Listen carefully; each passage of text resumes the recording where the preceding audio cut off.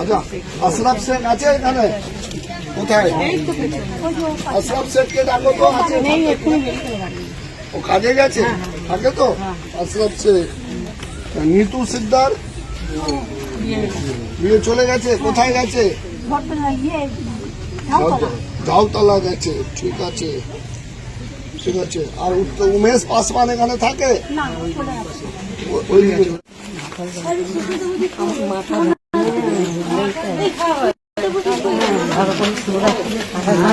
গঙ্গা থেকে চান করে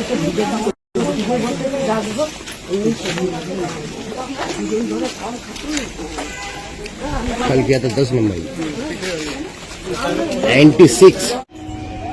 এইগুলো বের করে রাখতে হবে তো। কেউ থাকে না এখানে। গোপাল সিং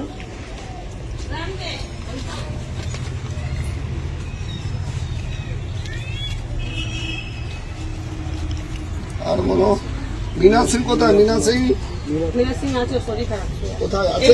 এখন ওখানে থাকে বরং বাবার পিছনে।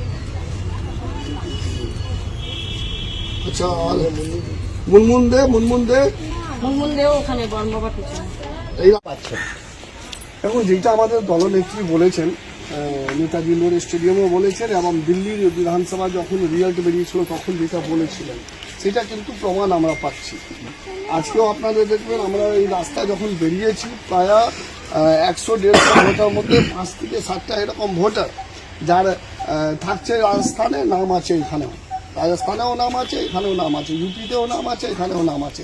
এবং যেইটা খবর আমরা পাচ্ছি, আমাদের বুথ কর্মীরা তো বাড়ি বাড়ি যাচ্ছেন, আমরাও যাচ্ছি, যে আমাদের দুটো বিধানসভা, বিশেষ করে বালি বিধানসভা, উত্তর হাবড়া বিধানসভা, অনেক ভোটার রাজস্থানে নাম আছে, আমাদের উত্তর হাবড়াতে নাম আছে, আমাদের বালিতে নাম আছে, আবার ইউপিতেও নাম আছে এরকম। এবং তার মধ্যে দুটো তো নতুন করে নাম তোলা হয়েছে, যারা দেখুন বিহারে থাকে।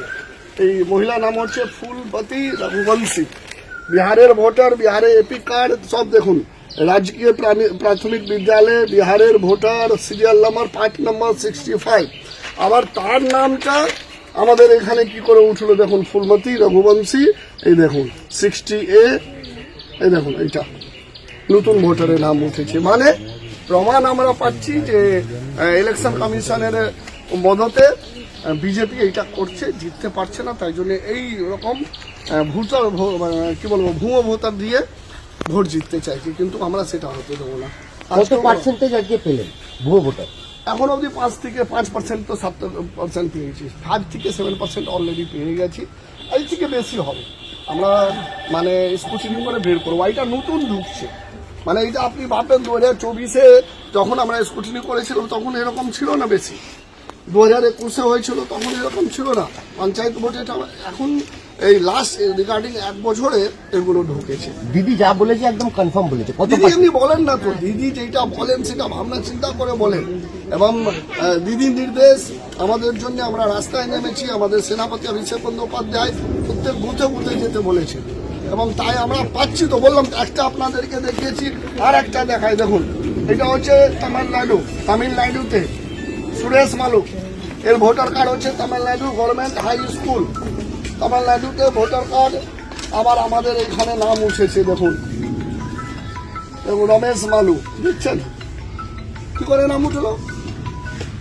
যারা তামিলনাড়ুতে থাকে, যারা রাজস্থানে থাকছে, যারা বিহারে থাকছে, তাদের ওইখানে ভোটার কার্ড আছে, আবার সেম পার্সন এখানে নাম উঠছে। কি করে উঠছে?